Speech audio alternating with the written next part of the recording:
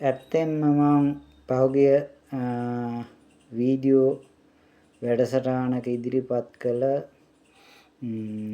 ආර්ථිකය ලංකාවේ ආර්ථික ජය ගැනීම සඳහා අවශ්‍ය කරන දේවල් වශයෙන් මා සඳහන් කරන්නේ සෙල්ලම් බඩු සහ කුළු බඩු එතකොට ධාන්‍ය වර්ග හා තිරිඟු පිටි සහල් සමාවන්න සහල් හා තිරිඟු පිටි හා ඒ ආශ්‍රිත නිෂ්පාදන මෙන්ම පිටරටින් එන මේ කිරිපිටි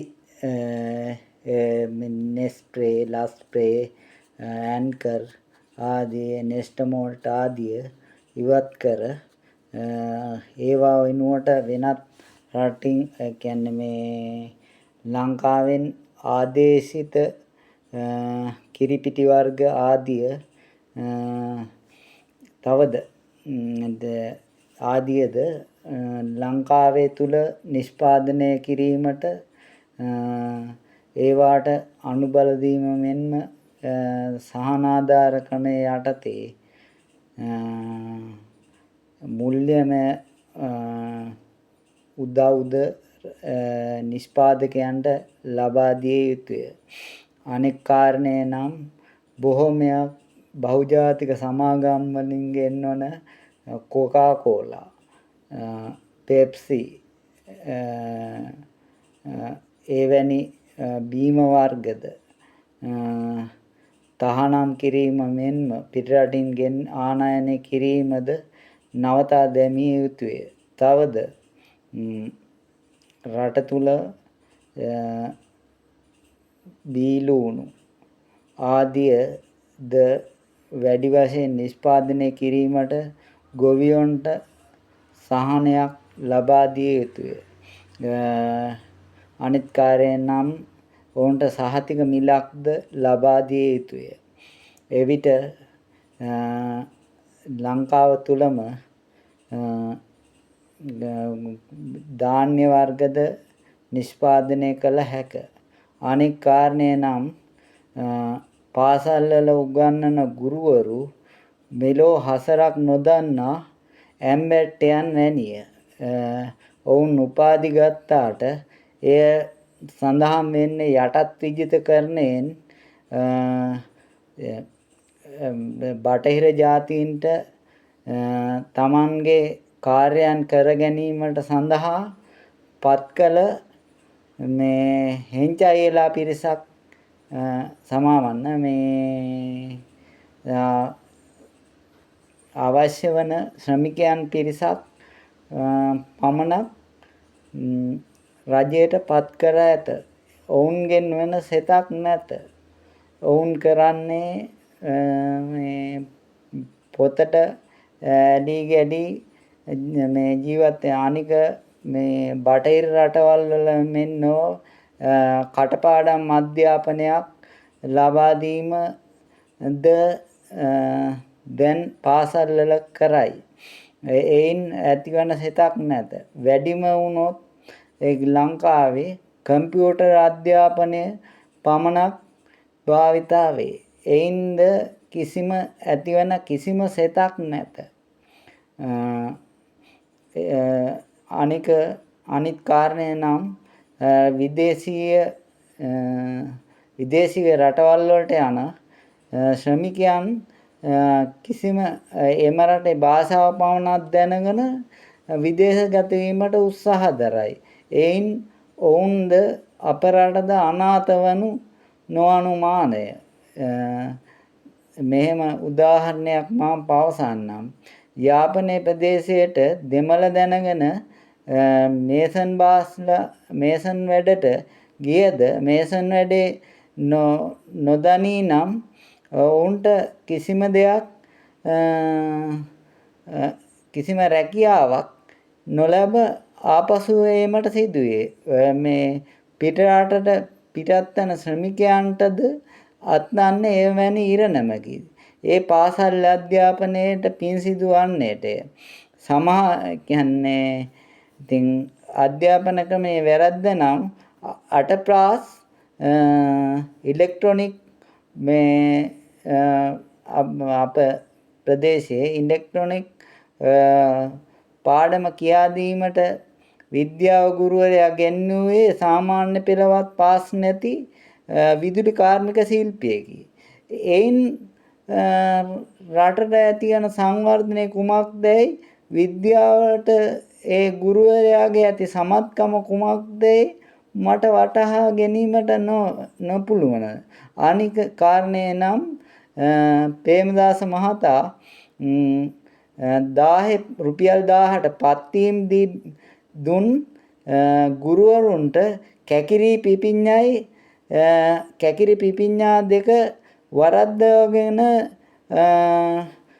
එම ගුරුතුමිය කිව් දෙයක් නම් කැකිරි මේ පිපිඤ්ඤායි දෙකම එකයි ළමයෝ කැකිරි කියා මේ ගෝලයාට ලියන්නට ඉගැන්වීම.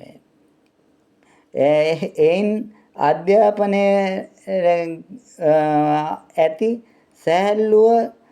හැල්ලුවට ලක්වීම හාස්‍යයට ලක්වීම ආදී මනාවට ඔප්පු වේ.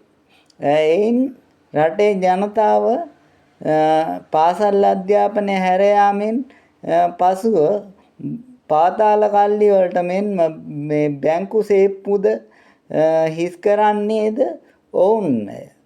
බැංකු සේප්පු කඩා මිනිමරා ඔවුන්ට මේ කිසිම දෙයක් ඉගෙනීමට ලැබෙන්නේ නැත. ෆ්‍රාන්සය, ඇමරිකාව, රුසියාව වැනි රටවල රාජ්‍ය භාෂාව වන්නේ ඔවුන්ගේ භාෂාවයි. නමුත් අද ලංකාවේ පඩෂෝ එකටත් එක්ක ඉංග්‍රීසි ජාතිකයන්ගේ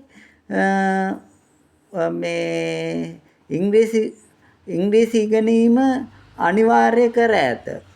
අපි එයින් අපට වැටහෙන්නේ අපි කළු සුද්දන් දැයි මට අසා සිටීමට ඔබ සමුන්නාන්සලාගෙන් සිදුවනු ඇත. අනිත් කාරණය නම් කිසිම භාණ්ඩයක් සරුංගලයේ පවා චයිනීස්ය. තව ටික දවසක් යන විට ශරීර අවයව පවා චයිනීස් වී රටට ගලා ඒමක් සිදුවේදැයි මට සැකයක් ඇති වේ. ඒ තරම් හාස්‍ය ජනක ලෙස පාර්ලිමේන්තුවේ මහබූරුවන් මේ කටයුතු කරනු දැකීම මගේ ඉමහත් කනස්සල්ලට හේතු වී ඇත. අවුරුදු 1948න් පසු නිදහස ලබාගත් රජේවල් කෙරුවේ රක්ෂිත එලි කරමින් ඒවායේ ජනතාව පදිංචි කරවීමයි.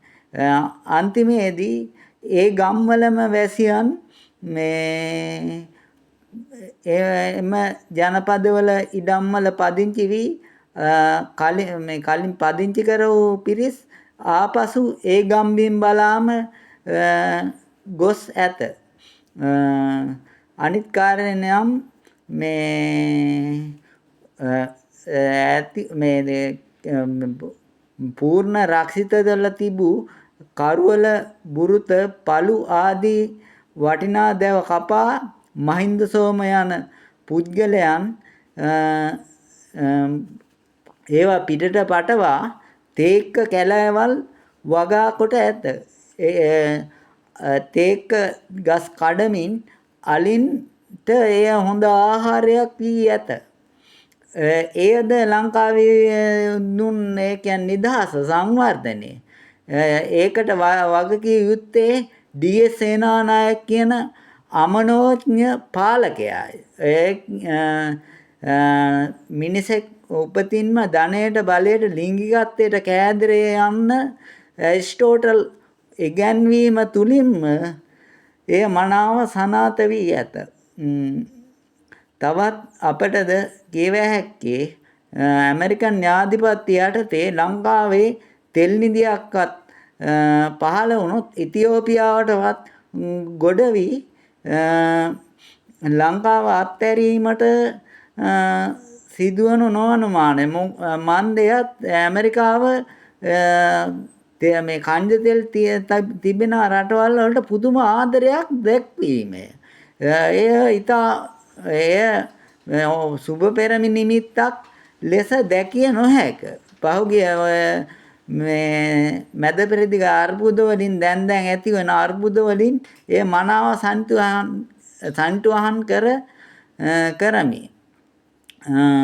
අසා සිටි ඔබ සැමට ස්තුතියි. මම තියන්නම්. මා නවතින්නම්. අසනා කෙනෙක් බුද්ධියෙන් අසත්වා. එසේනම් මම නවතින්නම්.